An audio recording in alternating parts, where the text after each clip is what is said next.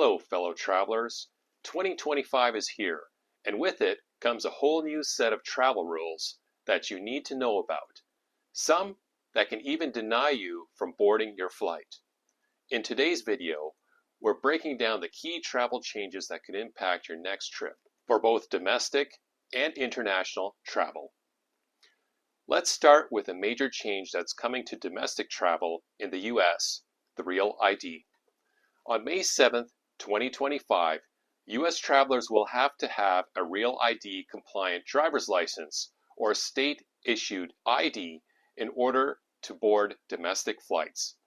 This has been in the works for years, but delays have pushed the deadline back until now. Now, you might be wondering, what's a Real ID? Well, it's a driver's license or ID with a special star symbol at the top right corner. This star indicates that your ID meets the new security standards set by the Department of Homeland Security.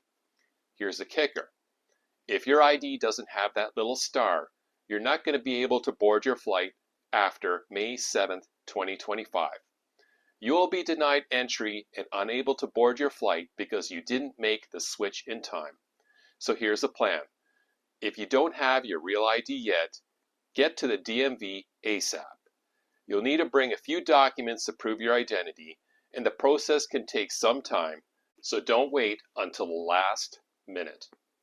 Now, if all this sounds like a headache, just use your passport. It's a valid form of ID for domestic flights, and you can skip the DMV hassle altogether, and you're already set for international flights. Next, 2025 brings a game-changing update for travelers, the ability to renew your passport online. No more trips to the post office or standing in line at the post office. Sounds like a dream, right? But before you start jumping for joy, there are a few important details to know about this new system. The online process renewal system is designed to make things quicker and easier.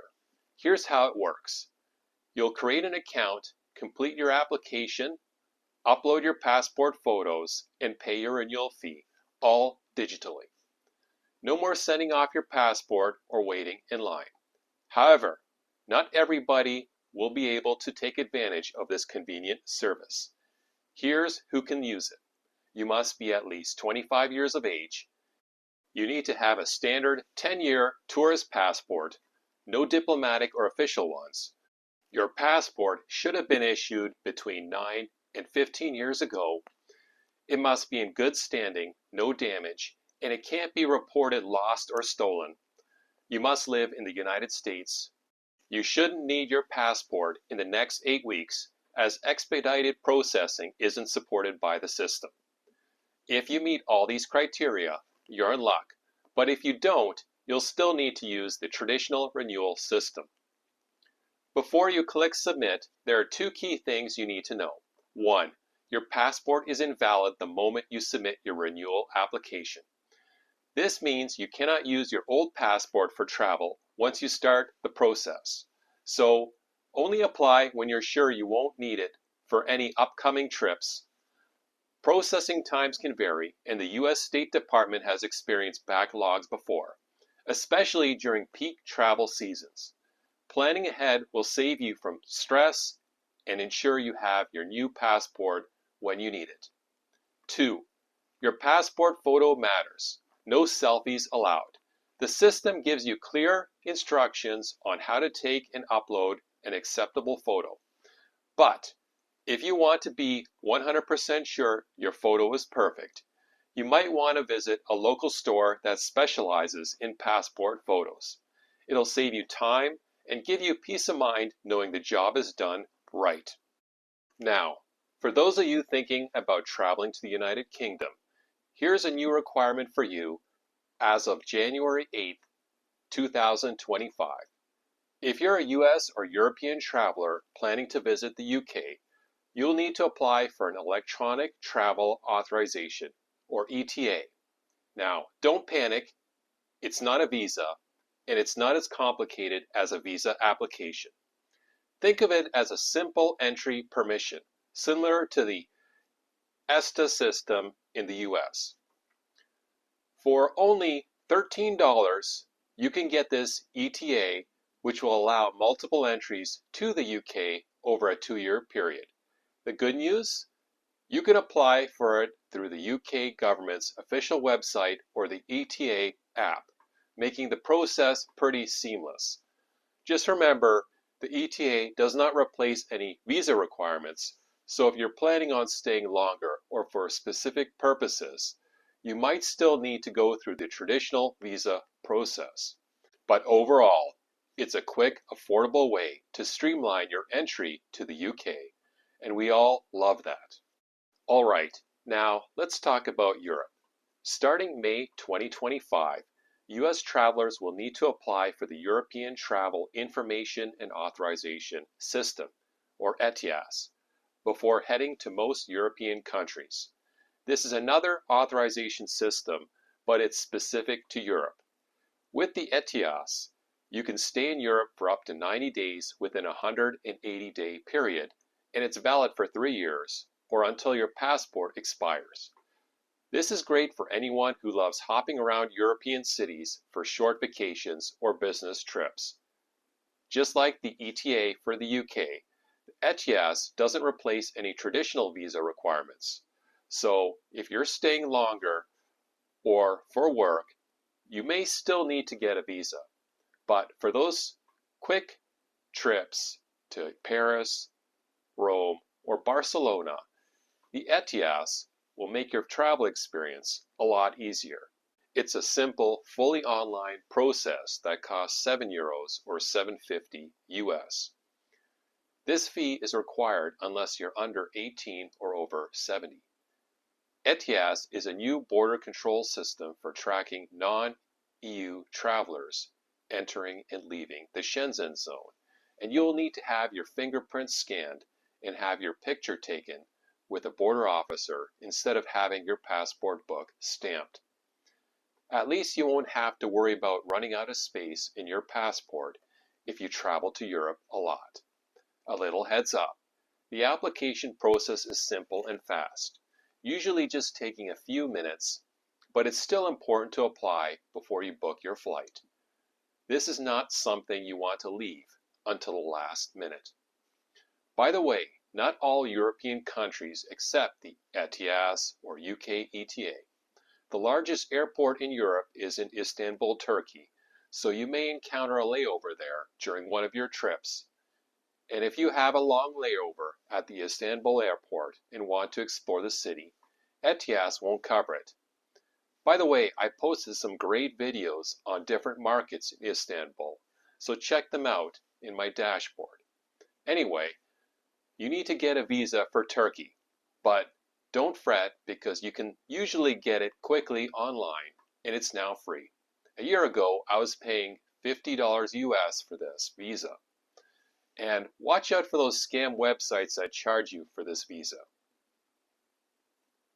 Now, let's talk about the EES, the EU Entry-Exit System, rolling out in 2025. Think of it as a high-tech upgrade to border control. The Entry-Exit System, EES, will replace the old-school method of stamping passports with a smooth biometric system. Instead of a stamp, non-EU travelers will have their entry and exit recorded digitally, using facial recognition and fingerprints. The EES was initially set for 2022, but will now roll out in phases throughout 2025. One thing to note is that this system will make it much simpler for authorities to track overstays, meaning automatic fines or entry bans could be on the table if you overstay your welcome. To understand the impact of this, let's explain the 90-180 rule. For example, if you are from Canada or the US, you can only stay in the EU Schengen zone for 90 days in any 180-day period. Then you have to be out of the zone for 90 days before you can come back for another 90 days. Under the old system, a visitor could theoretically slip through the cracks if the stamp dates on the passports were not checked properly. You could also get around this if you carried multiple passports, like a dual Canada-US citizenship, and stamped alternate passports every 90 days. Under the new digital system, they will digitally track you by using a facial or fingerprint scan, so they will know automatically when you leave or exit the Schengen zone for more than 90 days in a 180-day period, regardless of whether you have multiple passports, resulting in a hefty fine or a ban. Okay, moving on to something that affects everyone who flies, new protections for air travelers. We all know the stress of dealing with flight cancellations or major delays, and let's not even talk about lost luggage. But here's some good news. 2025 brings new federal regulations that require airlines to simplify and expedite refunds for passengers who are impacted by flight cancellations, significant delays, or issues with services like Wi-Fi. If you're traveling domestically and your flight is delayed by more than 3 hours, you're getting an automatic refund for your luggage. And if your bag is delayed for more than 12 hours, or 15 to 30 hours internationally, you will be entitled to a refund for your baggage fees. But that's not all. If your flight is canceled or delayed, you should also get a refund for things like Wi-Fi or in-flight services that didn't work. And here's a real win for all of us. Airlines are also required to offer 24/7 live customer service. So no more waiting on hold for hours to figure out what went wrong with your flight. Just a pro tip, take a quick picture of your bag before you check in. Also, I'm sure you are all well aware of baggage insurance. I would highly recommend spending the extra $10 to $15 to get it, because I have had my checked baggage delayed for 5 days because it was misplaced in Copenhagen before, and some insurance companies were offering a $1,000 reward if your baggage is lost for more than 3 days. Even though the airline is supposed to compensate you for the delay to cover things like buying new clothes, I have been waiting for over a year for my claim, and the foreign airline I used still refuses to compensate me for the clothes I had to buy. So just because you're entitled to something doesn't mean you'll get it with a foreign airline. So there you have it. 2025 brings some big changes for travelers, but with the right preparation, you can breeze through all of them.